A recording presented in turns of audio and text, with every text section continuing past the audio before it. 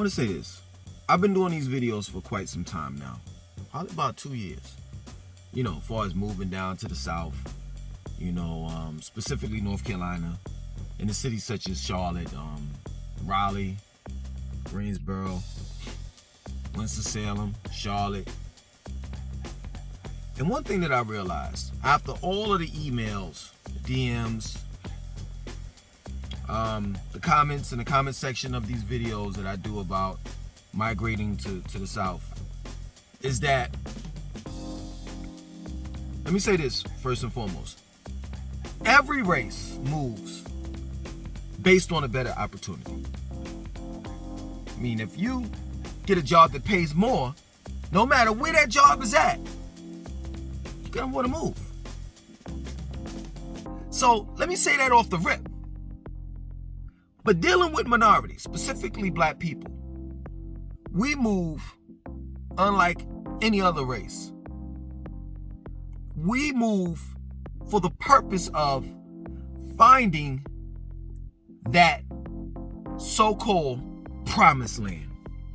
And I don't know whether we're still hung up on the I have a dream speech that Dr. Martin Luther King gave in Washington, D.C., where he talked about how he may not make it to the mountaintop and how one day, you know, black people going to be playing with white children and this and that and so forth and blah, blah, blah, blah, blah. And some of the dream, that somewhat came true. But this promised land where blacks are going to be treated equal and that will no longer be any type of discrimination based on race, based on skin color in America is untrue. That no matter what, if you're living in America, racism will continue to exist. Discrimination will continue to exist. Systemic racism will continue to exist. And I hate to be the Debbie Downer. I hate to be it. But if you're searching for this promised land and you think that Charlotte is this promised land that you're searching for, then I can tell you you're 100% wrong. Is it better than a lot of other places? Yes. But I bet you when you move to Charlotte and you know, have the money. Let's just say you don't have the money. When you get the money and you start venturing out, especially out of the country, you're going to see that there are countries that are better than Charlotte.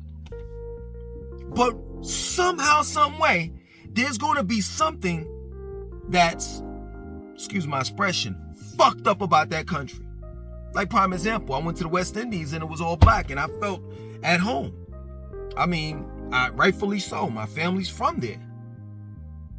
And I asked them, you know, hey, you know, what about the police officers out here? Do they kill people? And they were like, nah, hell no. What are you talking about? I felt safe when I was there. I felt free when I was there until I went to the grocery store and I saw that Doritos potato chips were $6.88.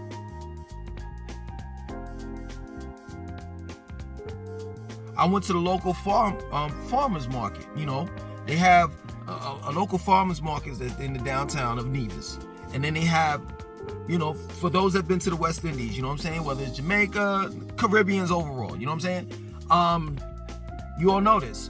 Then they have stands, you know what I'm saying? While you driving around, you know, the country or the city, whatever you want to call it, you know, the island, they have people that set up stands. And the prices were a little bit more cheaper than the grocery store and the farmer's market that was downtown, Nevis, but they were extremely high. Nevis likes to call themselves an independent country, but yet and still their currency is not independent. It's EC. The money has Queen Elizabeth on it.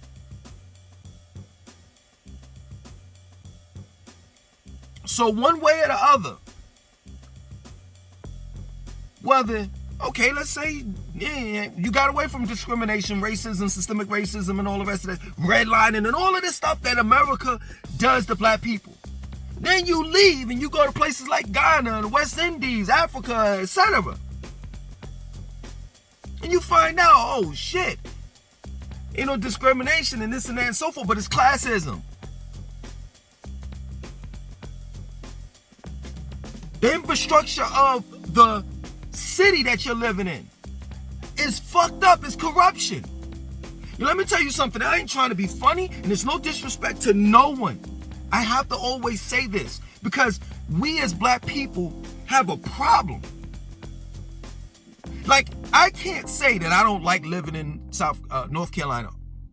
I can't say I don't like living in New York.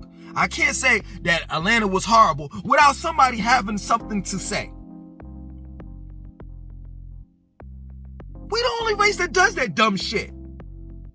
I have the right to have my own opinion on shit. You do not own the state. Matter of fact, you don't own shit. But only in our race. Only. White people, they could get on YouTube and they could talk about, I've seen them, I've looked at the videos. And they could talk about how a horrible situation that they were in when they were living in 20 miles from Raleigh, North Carolina, and that Raleigh, North Carolina, and this and that and so forth, and blah, blah, blah, blah, blah, blah, blah, and it's just not my cup of tea. And guess what? In the comment section, everybody's like, well, I understand, I respect that, da-da-da-da-da. But in my comment sections of the videos, when I say I don't like North Carolina, when I say I don't like Atlanta, I gotta hear all these threats and shit. Anyway, that ain't gonna stop me. Anyway, if you want to see something that's similar to Ghana or the West Indies or wherever black people are in rule,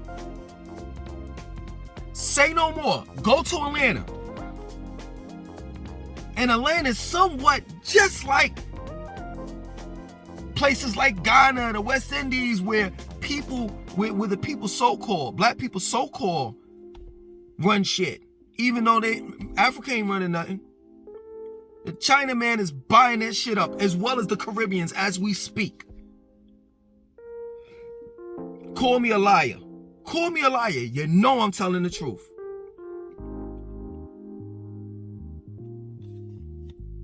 We're the only race of people where we need the white man's help for everything. White man, could you please hold my hand? Now we don't need the white man anymore. Now Now fuck that. I'm gonna keep it real. We found another Johnny. Cause we ain't nothing but whores on the street. Whether it's the streets of capitalism or whatever. We done found a new love affair. That's the Chinaman. And they don't mind, and neither do we mind, them pimping us out.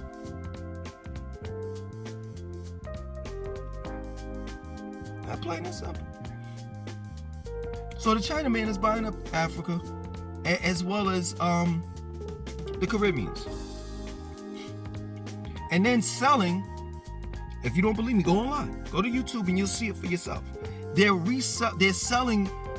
importing shit to countries like the islands like Jamaica. And they're killing the farmers out there. They're importing fruits, vegetables, grains like rice. And killing the farmers.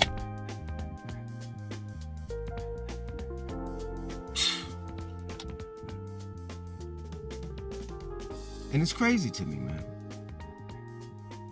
that the Chinaman, I'm gonna say it, is selling these people fake white rice. And you go to YouTube and you could type it in. They took the rice and put it to a flame, and the shit lit up because it was plastic. Chinaman not only bootlegs shit, duplicates shit like regular products. You know what I'm saying? Pocketbooks, Louis Vuitton, shoes, Gucci, and all the rest of that shit. He's now duplicating in food, selling fake food. If you don't believe me, look on YouTube. You'll see how they could turn cabbage. They could make cabbage and it look real. Fake cabbage.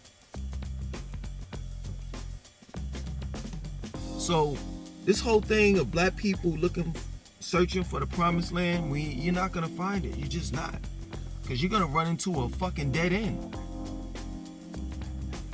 You're gonna find out that either A, you assimilate and you just deal with the shit, and a lot of people have. A lot of us have. And, you know, every now and then you'll hear us bitch and complain, but we ain't gonna never do shit about it. Because we're too wrapped up into American society. And to a certain point, and it's gonna sound fucked up, but it's the truth. We're wrapped up into American society to the point where we're spoiled. We're spoiled rotten. We're so lazy, and we love convenience. We love it when we can pay someone to do what the fuck we don't want to do. We have taken on the Europeans' lazy ass mentality. And I know what y'all gonna say, that's mean to say. No, it's not. Because he damn for sure wasn't picking cotton. Well, my ancestors were. No, he was on a fucking horse with a whip, threatening us that if we stopped picking cotton, he was gonna hit us with that whip. Hot as shit outside, and this motherfucker drinking lemonade, cool lemonade that is, that we made for him. Telling us to hurry up. That we ain't nothing but a bunch of lazy ass Negroes. So we taking on that type of European mentality. Shit, I'm not gonna cut the grass. I'll pay somebody else to cut it. Where's the man? Where's the man at? Y'all quick to tell me.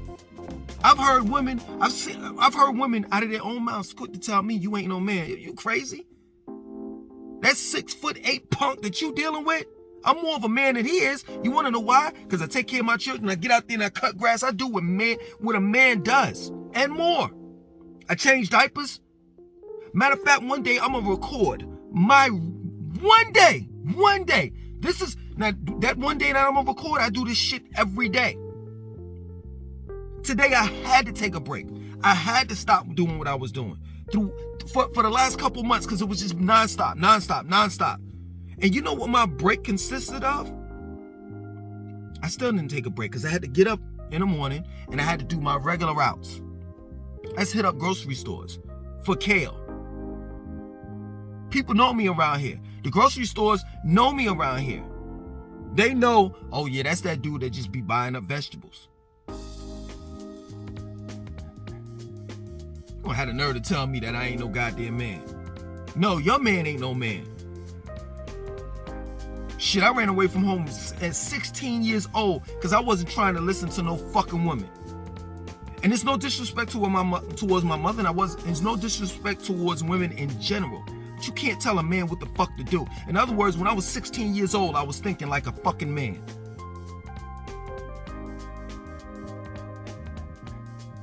That plain and simple. Went too far with it, but let's get back. Yeah. At the end of the day, I can honestly say that I used to look for that promised land. I was in search for it. And then once you go outside of the country and you start to realize, holy shit, that if it's not capitalism, if it's imperialism or some shit, you know what I'm saying? It's the same bullshit. It's just under a different name. Motherfuckers think they're gonna go back to Africa and everything's gonna be okay. No, it's not. You don't think you could get your ass beat by some black police officers? And robbed?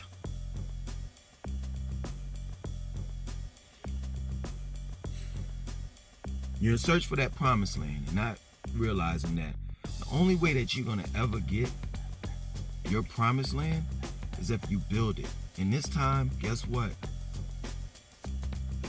I don't know if I can say this on YouTube. And I probably won't. But I'll say this, you're definitely going to need security. I'm gonna lighten it up for those that really know what I'm talking about. See, what was fucked up is we had a chance back in the days, but you bitch ass niggas fucked it up. You people that was against the Black Panthers, because the Black Panthers weren't, they were, oh my God, they were the solution. They were, to me, in my opinion, they were far more powerful than Malcolm X, Dr. Martin Luther King, Marcus Garvey, and the list goes on. You want to know why? Because it was several of them. It wasn't just one. Just think about it. They had to take out Fred Hampton, Huey P. Newton, Angela Davis. I mean, the list goes on. Shada Shakur. And what I mean by take them out, I'm saying, of course, in the case of Shada Shakur, she's exiled, They still looking, they got a bounty out for her.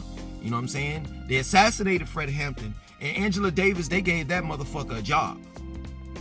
It's true, like when I'ma get you sucker, you remember when the dude was like, yo, we was about the revolution, and then they started handing out jobs to the freedom fighters? It's true. Some of those Black Panthers became government officials. They got a job.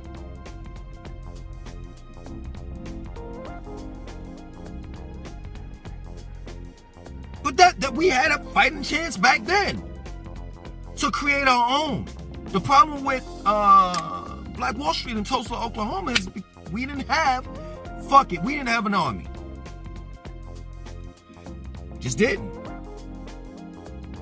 We might have had a few guys that, that own a firearm here and there, but that for the most part, we didn't have a unified, disciplined army. That plain and simple. And let me explain something to you. I know I've said it numerous times, for those that haven't, y'all don't, this is the first time you ever heard of me or whatever. I've said this numerous times. If there was a race for war, we wouldn't win. Bullshit. Any race, let's say that. I'm not say that. I'm not going to even put it on the table as the black race. But any race that has one mind would definitely win a battle as well as a war. Look no further. Look at the Haitian Revolution. What did they have? They didn't have a bunch of guns and none of that shit. But they managed to gain their independence from the British or the French. I don't know. I know you all are going to correct me in the comment section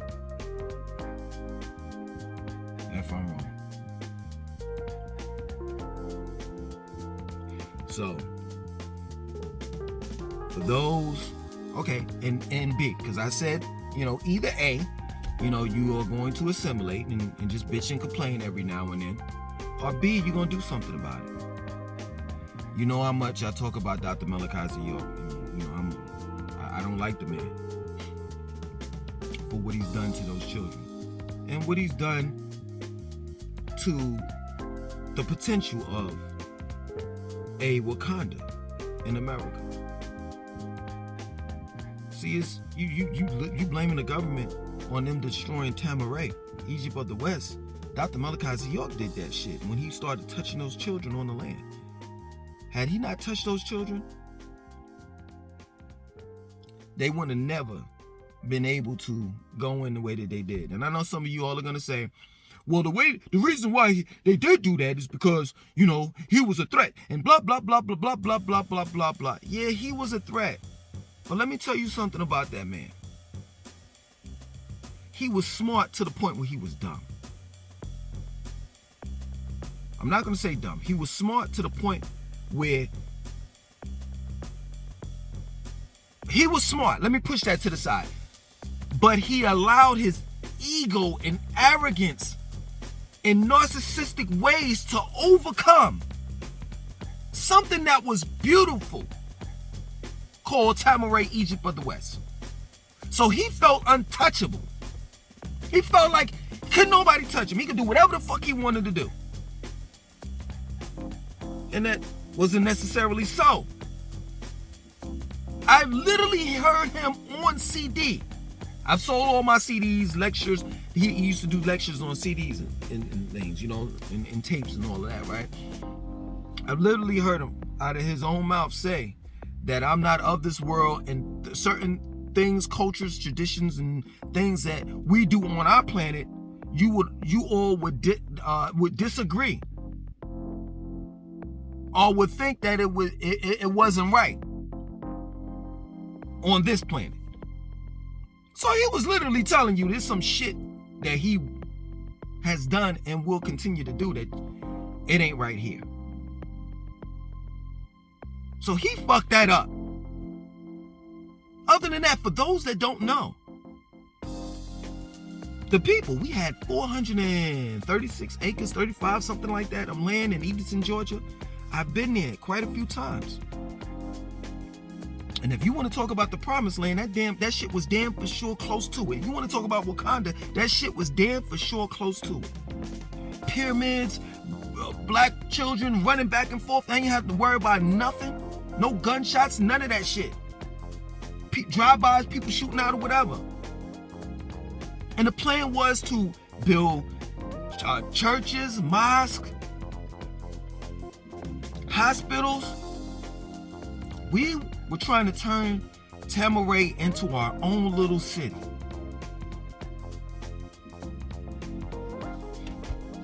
Where we could police our own. And some of y'all don't even know that. But Wesley Snipes was trying to buy the land across from it because he was going to turn that into like a training spot. Now, I will say that they wasn't trying to hear that. You know what I'm saying? Where, you know, we were going to learn how to shoot weapons and all types of stuff. All forms of art of fighting, such as jiu-jitsu, you know what I'm saying? The list goes on. MMA. Now that's some shit that I will say. They wasn't trying to have that shit.